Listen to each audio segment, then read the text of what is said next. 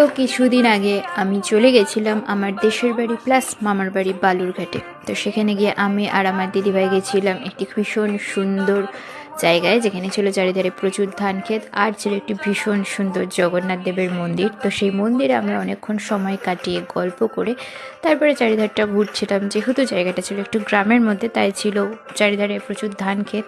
তো সেই ধান ক্ষেতের মধ্যে গিয়ে আমরা প্রচুর রিলস বানাই, ভিডিও করি আর একটু স্টাইল মারছিলাম।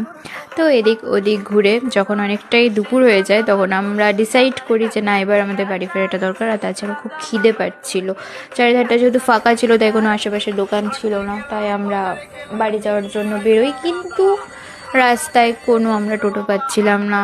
তারপর অনেকটা হাঁটতে হাঁটতে আমরা একটি টোটো পাই, আর সেই টোটো করে আমরা আবার বাড়ি ফিরে আসি।